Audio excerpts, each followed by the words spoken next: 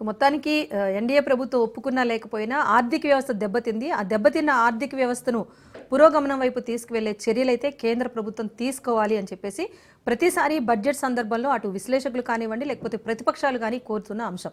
So ఇప్పుడు పన్ను మినహాయింపులు ఇచ్చామని ప్రభుత్వం చెప్తున్నప్పటికీ, వేతన జీవులకు ఊరట ఉంది అని చెప్తున్నప్పటికీ మరికొన్ని అంశాలు కూడా తెర మీదకి వస్తున్నాయి.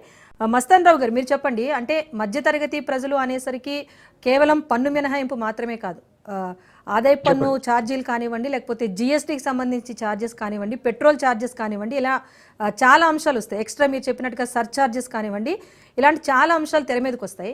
సో కేవలం పన్ను మినహాయింపు ఇచ్చామని ప్రభుత్వం చెప్తున్నప్పటికీ కూడా ద్రవ్యోల్బణం అనేది ఇక్కడ చాలా కీలక అంశం. అది పెరుగుతూ వెళ్తున్నప్పుడు పన్ను రాయితీలు ఇవ్వటం వల్ల ఏమైనా ప్రయోజనం అనేది ఉంటుందా?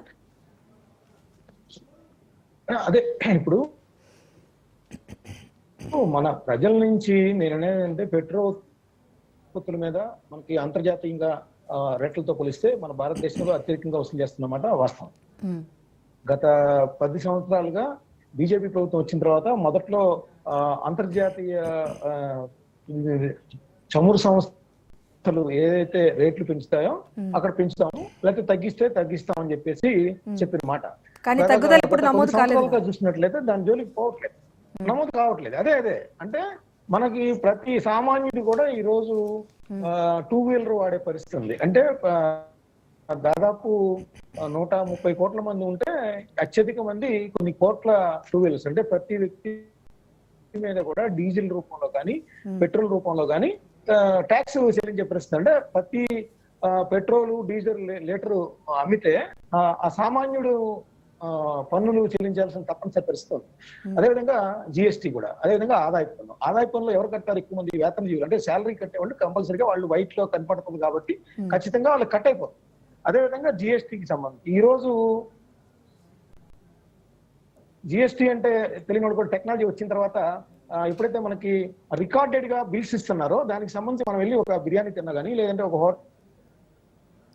హోటల్లో ఫుడ్, ఒక ఫ్యామిలీ ఒక హోటల్కి వెళ్ళి ఎంజాయ్ చేద్దామని కూడా ఒక చిన్న పార్టీ చేసుకున్నాం కూడా ఖచ్చితంగా ఈ రోజు జిఎస్టీ అమలు చేస్తున్న పరిస్థితి. ఈవెన్ రైల్వే స్టేషన్ లో సైకిల్ స్టాండ్ పెట్టినా కూడా, సైకిల్ పెట్టినా కూడా, లేకపోతే 2 వీలర్ పెట్టినా కూడా అక్కడ కూడా జిఎస్టీ వస్తుంది. సో ప్రతి సామాన్యుడి మీద జిఎస్టీ అనేది ఖచ్చితంగా పడుతుంది. ఇక ఆదాయం ఈ 3 ఈ స్థాయిలో వసూలు చేస్తున్నప్పుడు నాకు ఒకటి అర్థం కాలేదు ఏంటంటే, ఇవాళ మనం ఎక్కడ చూసినా కూడా నిన్న ప్రధానమంత్రి గారు, నరేంద్ర మోడీ గారు మహిళలకి సంబంధించి, సామాన్య మధ్యతరగతి వర్గాలకు సంబంధించి కరుణా కటాక్షాలు ఉండేలాగా లక్ష్మీదేవి ప్రార్థించామన్నారు. ఇప్పుడు లక్ష్మీదేవి అంటే మనకి ఒక సింబాలిక్ గా చెప్పాలంటే, బడ్జెట్ ఎవరైతే ప్రవేశపెడుతున్నారో ఆమె లక్ష్మీదేవితో పోల్చారని నేను అనుకున్నాను. లక్ష్మీదేవి అంటే అది ఎక్కడ మహిళలకి సాధికారత కోసం కొన్ని పథకాలు ప్రకటిస్తారేమో అనేది ఇవాళ ఎక్స్పెక్ట్ చేశారు. మరి అది ఎక్కడా కనపడలా. ఇంకోటి ఏంటంటే, వాళ్ళ ముర్ము గారు నిన్న 2 రాజ్యసభ లోక్సభలు ఉద్దేశించి వాళ్ళ ప్రసంగించినప్పుడు కూడా 25 కోట్ల మంది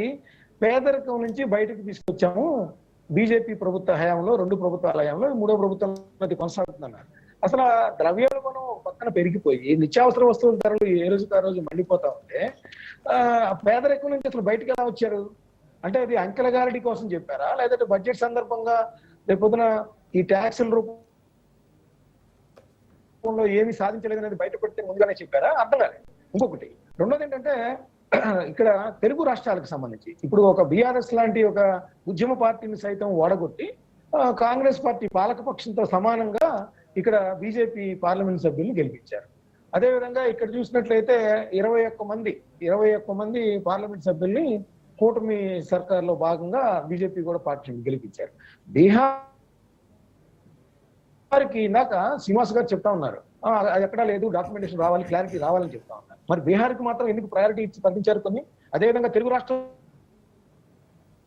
సంబంధించి ఎందుకు ప్రకటించలేకపోయారు? ఆ విధంగా బీహార్లో మకానా బోర్డు ఏర్పాటు చేశామన్నారు, ఒక గ్రీన్ఫీల్డ్ ఎయిర్పోర్ట్ ప్రారంభించామన్నారు, ఇంకా అనేక రకాలైన పథకాలు అక్కడ ప్రకటించారు. వాటికి సంబంధించి అలా ప్రకటించినప్పుడు, స్పెసిఫికేషన్ ఇచ్చి ప్రకటించినప్పుడు, ఇందాక మీరు నార్త్ కి సౌత్ కి తేడా చూపిస్తున్నట్టుగా ఉన్నప్పుడు తెలుగు రాష్ట్రాలకు సంబంధించి ఒక పెద్ద ప్రాజెక్ట్ ఏదైనా ప్రకటించారా? తెలంగాణకు కానీ, లేదంటే ఆంధ్రప్రదేశ్కి కానీ? ఇప్పుడే నేను రామ్మోహన్ నాయుడు గారు కేంద్ర మంత్రి, ఆయన అదేవిధంగా కృష్ణదేవరాయలు గారు వాళ్ళ ప్రెస్ మీట్ చూశాను ఇప్పుడే మీరు చెప్పిన గ్యాప్ లో.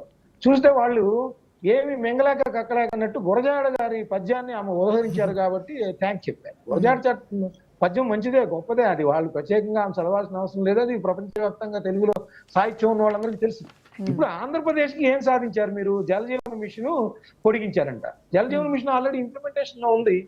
అదేవిధంగా ఆంధ్రప్రదేశ్ లో తీర ప్రాంతం ఉంది, మారిటైమ్ బోర్డు అక్కడ అభివృద్ధి చేస్తానికి పెద్ద ఎత్తున నిధులు కేటాయించారు కాబట్టి దానిలో నుంచి మనకు పెద్ద అదే అగ్రభాగం వచ్చే కేంద్ర అవకాశం ప్రభుత్వ ఉంది. పథకాల ద్వారా తప్పిస్తే ప్రత్యేకంగా ఏపీ కేటాయింపులు అనేది ఒక పోలవరం ప్రత్యేకంగా ప్రాజెక్ట్ లో ఏం తప్పిస్తే కనపడట్లేదు. కనిపించట్లేదు. Yes. ఇప్పుడు రైల్వే జోన్ ఉంది, రైల్వే జోన్ ఉన్న శంకుస్థాపన చేసి వెళ్ళారు. ఈ బడ్జెట్ లో రైల్వే జోన్ ను ఇన్ని కోట్ల రూపాయలు ఇచ్చారా? ఓ 100-200 కోట్ల రూపాయలు ఇచ్చారా? క్లారిటీ లేదు.